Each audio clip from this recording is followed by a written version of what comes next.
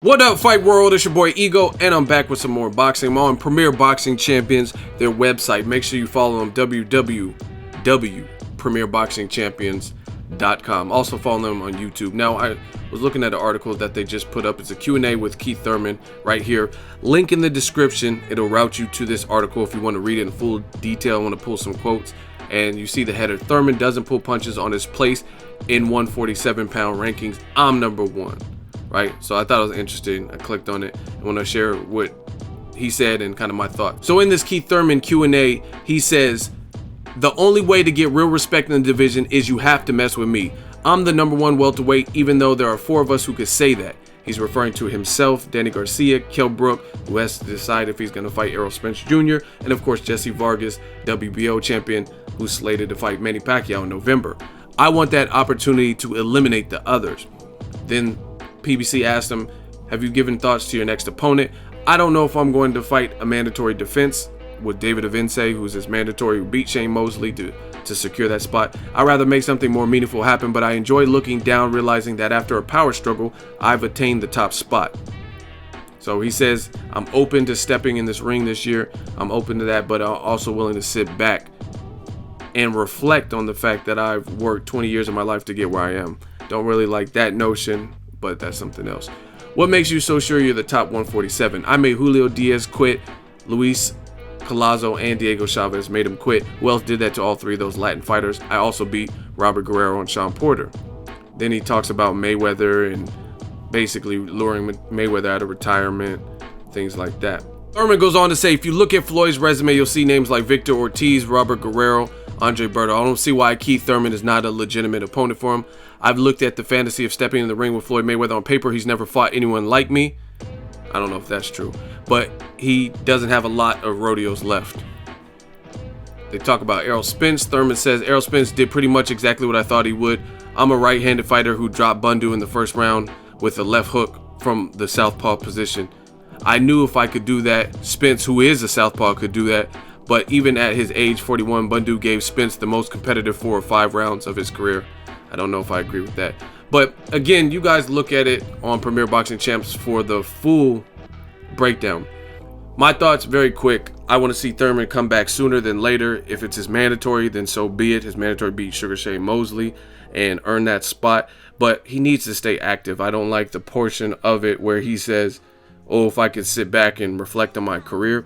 I see too many fighters that are doing this, and I understand getting paid and cashed out through PBC and getting record high paydays I'm sure he got for fighting Sean Porter, but still keep going, and then you'll get to the level like Floyd Mayweather's very first, and I use him because he's the money man in boxing.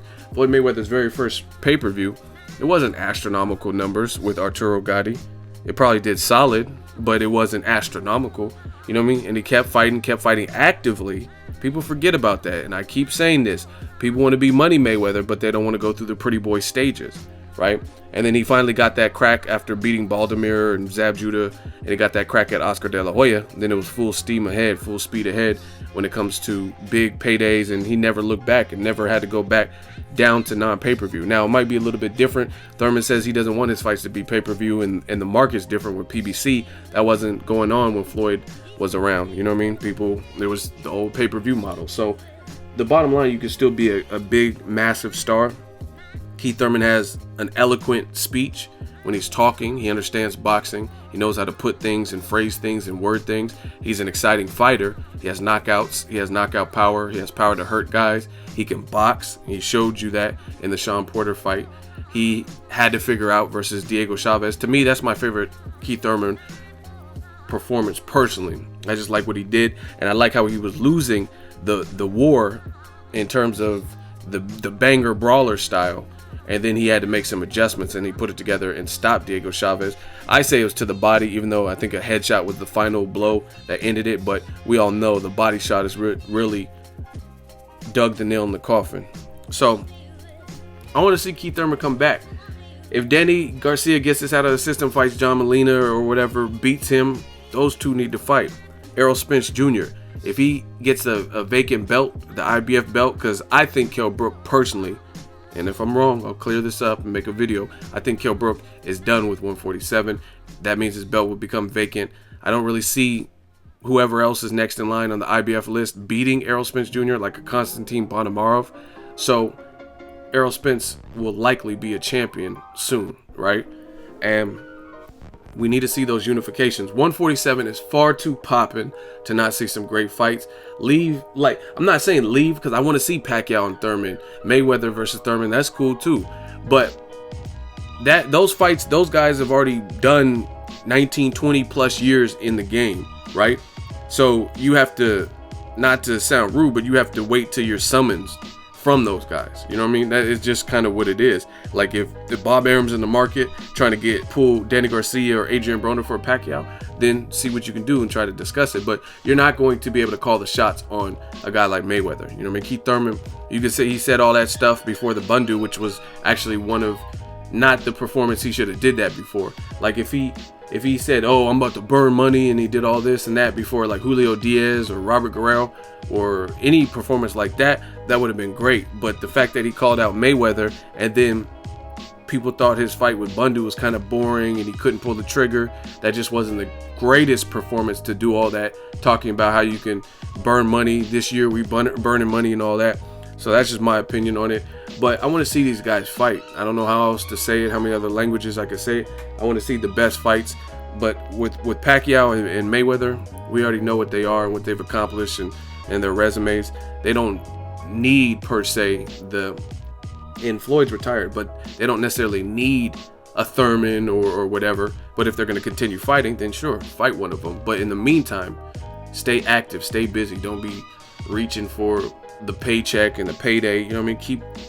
Keep working on your path. That's actually one thing I give credit to Danny Garcia is, out of all the welterweight guys, his name has been linked to Floyd Mayweather, just like Thurman, just like Kell Brook or whoever else. And Danny Garcia plays it pretty cool. He doesn't really talk too much about Floyd. He says, I'll be ready if they call me. He's a great fighter. I'll be ready. He didn't act like, to me, he didn't act like a groupie, like I'm gonna use this guy's name, piggyback off his name, I'm gonna do my own thing. Now, some people are gonna be critical, like, oh, he cherry picked and fought rods out. I mean, whatever, but he still didn't use Floyd to mandate and steer his career and piggyback off Floyd. There's a couple times in interviews where I've seen him talk about his name being linked with Floyd, and that's it, and he kept it pushing. He didn't overly call out Floyd or do all these headlines and stuff like that. Let me know what you think. Do you agree with Keith Thurman? Is he the #1 welterweight? He certainly makes an argument, especially with Kell Brook possibly not being in the division anymore. But then you got up-and-comers like Errol Spence Jr., not necessarily in the position where he has the resume to substantiate that, but he definitely has the skills and the hunger. Then you have Danny Garcia, Amir Khan's probably going back down. I definitely wouldn't say he's the #1 person, but there's some good fights. I wouldn't mind Thurman versus Khan. Like, there's a lot of good fights, man. There's a lot of ways you can mix and match these guys. Berto's there, Pacquiao, Jesse Vargas. If Vargas beats Pacquiao, then wow, that'll really shake things up. Let me know what you guys think of the welterweight picture. Drop in the comment section. Is Keith Thurman the #1? Or if there's a person you see him losing to, drop that in the comment and let me know who that person is. Make sure you share the video, like the video as always. Hate, comment, and subscribe. Till next video is Ego signing off.